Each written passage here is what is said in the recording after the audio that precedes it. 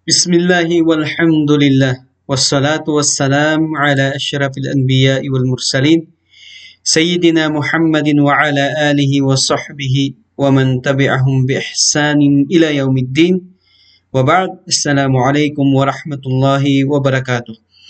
Ang papuri ay tayong kay Allah subhanahu wa ta'ala lamang na tanging Panginoon at Diyos ng sanlibutan.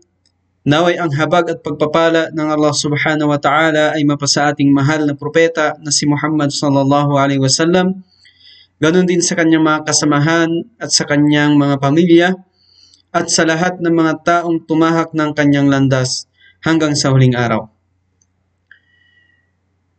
Alhamdulillah mga kapatid na mga mag-aral, sa pagpapatuloy ng ating pag-aaral ng wikang Arabi, ay noong mga nakaraang linggo ay nakuha po natin ang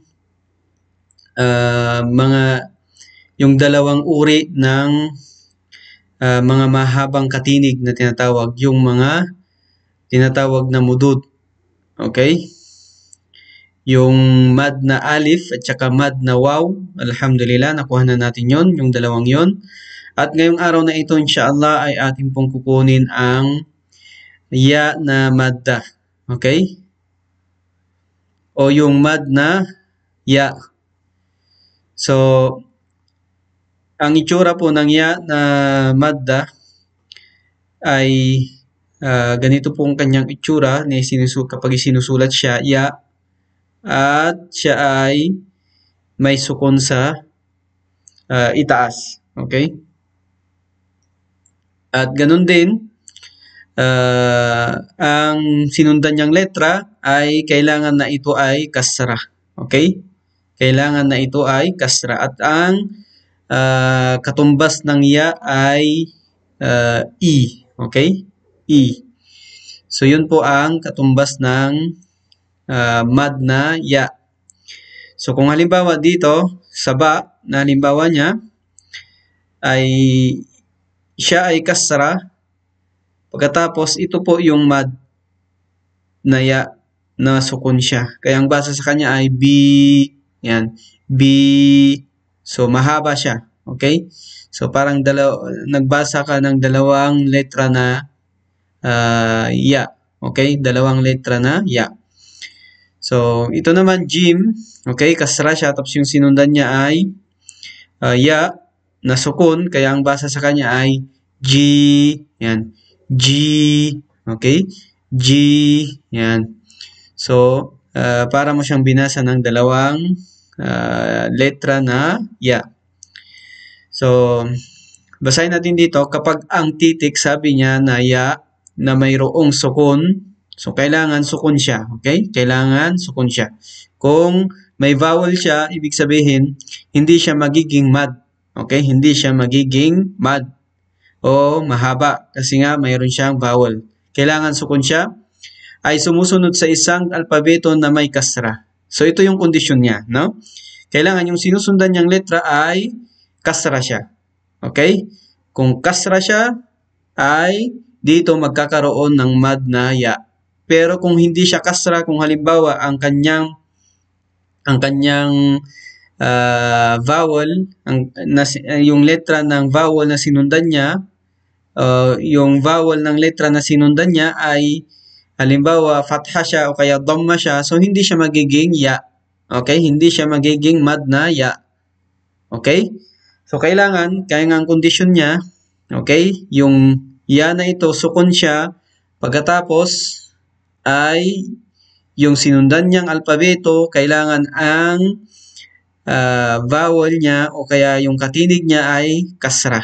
Okay? Kasra. Ito yung kasra na tinatawag sa ibaba. Okay?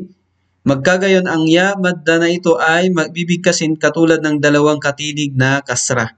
Katulad ng dalawang katinig na kasra. So, magiging mahaba siya. I, ganon. Magiging mahaba siya. No? At ang pagbigkas sa I na ito ay katulad ng I sa init. Okay? Kapag binibigkas natin ang init, di ba? So, minahabaan mo yung ay sa una. Okay?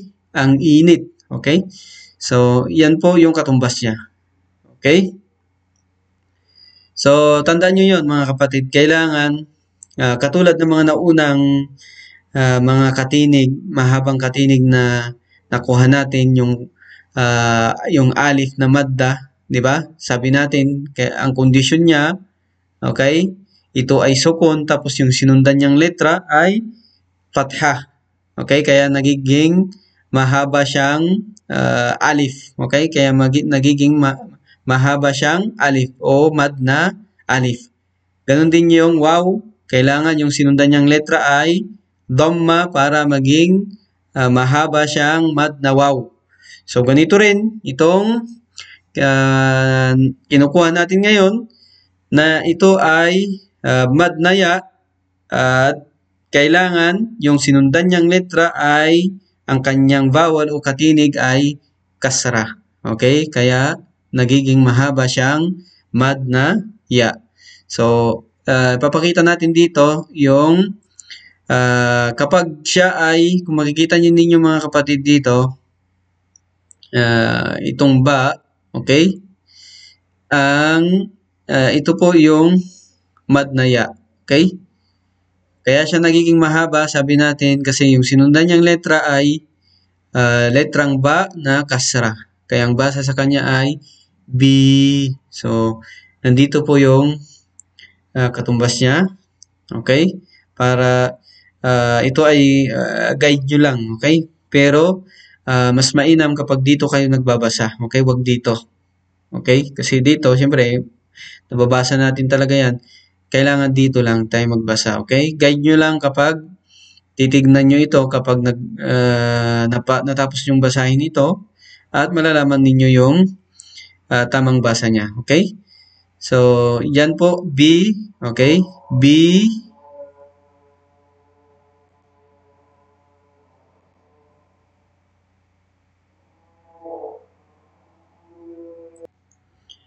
Dito naman po sa pangalawa ay letrang lam siya. Okay, ito po yung sinundan niyang letra, ya. Yung sumunod sa kanyang letra ay letrang ya na sukun. Kaya ang basa sa kanya ay li. Okay? Li. Yan. Li. Mahaba siya. Okay? Dito naman, pangalawa, ay pangatlo, ay letrang ja, jim, letrang jim. Yung letra na sumunod sa kanya ay ya na sukun, kaya ang basa sa kanya ay G. Okay? So, kasra yung jim, kaya ang basa ay G. Yan. G, mahaba siya. Okay?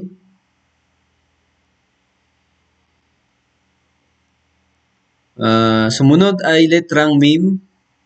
Okay? Ito po yung ya, sukun siya. At itong letrang mim na sinundan niya ay kasra yung katinig niya o vowel niya, kaya ang basa sa kanya ay mi, yan, mi, okay? Sumunod ay letrang shin, kasra siya. Tapos ito po yung ya na sukun, kaya ang basa sa kanya ay shi, yan, shi, okay? Sumunod ay letrang nun, ang kasra siya. Ang sumunod sa kanyang letra ay ya na sukun. Kaya ang basa sa kanya ay ni. Yan. Ni. Okay? Ang sumunod ay letrang to.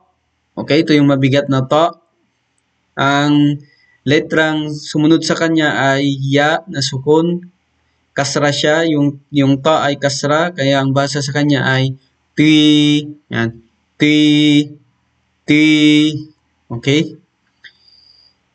Sumunod ay letrang ha, kasra siya, at ang sumunod na letra sa kanya ay ya na sukun, kaya ang basa sa kanya ay hi.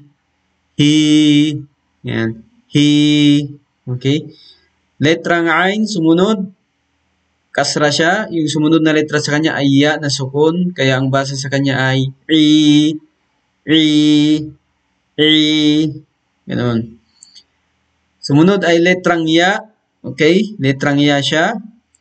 Tapos yung kasra, yung sumunod na letra sa kanya, ya din siya, pero sukun, okay?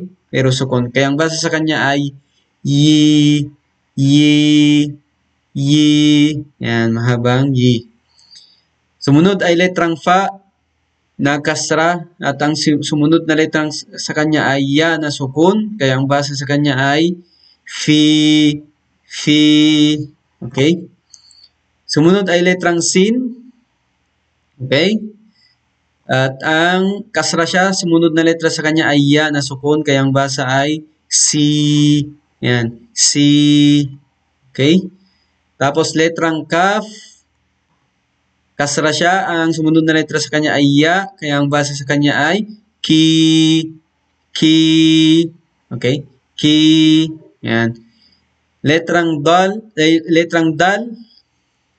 kasra siya, ang sumunod na letra sa kanya ay ya, okay, nasukon, kaya ang basa sa kanya ay di, okay, di. So ito po normal lang siya, no? Itong dal na ito, okay?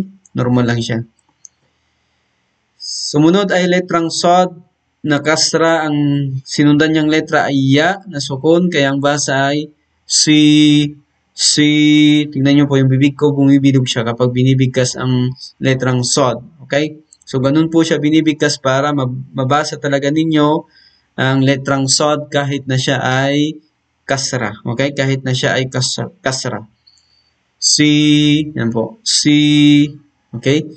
Letrang panghuli ay letrang zay, kasra siya. Yung sumunod na letra sa kanya, ya na sukun. Kaya ang basa sa kanya ay Z, yan, Z. So, ito po, makikita ninyo, malinaw naman dito yung kapag di siya magkadugtong, ganito yung itsura niya. Kapag magkadugtong na, ay ganito naman yung itsura niya. Okay? So, tandaan nyo po yan, yung itsura niya kapag naidudugtong na siya. Okay? Yan. Kasama po dyan yung mga letrang sumunod sa kanya na magkakaiba. Okay? Yan, ito po yung magkadugtong na kapag naidugtong na siyang iisang salita, okay? Yan, sa kabila. So, mga kapatid, alhamdulillah, ito po yung nakuha natin ngayong araw. Basahin po natin ng pangkalahatan. Magsimula tayo sa una. Bi, li, ji, mi, shi, ni, ti, hi, i, yi, fi, si, ki, di, si, zi. Yan po mga kapatid. Alhamdulillah. Natapos po natin ngayon yung aralin ngayon. At para po sa inyo, inshallah, ay basahin po ninyo itong ipapakita ko sa inyo, okay? Bilang pagsasanay, inshallah. Tapos ipadala nyo sa akin ang inyong voice record, katulad ng naunang ginawa natin, okay? So, basahin po ninyo yan, itong mga letra na ito, base sa inyong napag-aralan ngayon, inshallah, at ipadala nyo sa akin ang inyong voice record, okay? So, maraming salamat po sa mga kapatid natin na patuloy na sumusubaybay sa panonood ng lecture natin at sa patuloy rin na nagsisend ng kanilang voice record upang sa ganun ay karagdagang kaalaman, ma-check natin ang kanilang mga pagkakamali, okay? At na itatama natin, alhamdulillah. So hanggang dito na lamang mga kapatid, wa akhiru da'wana anil hamdulillahi rabbil alamin. Assalamu alaikum warahmatullahi wabarakatuh.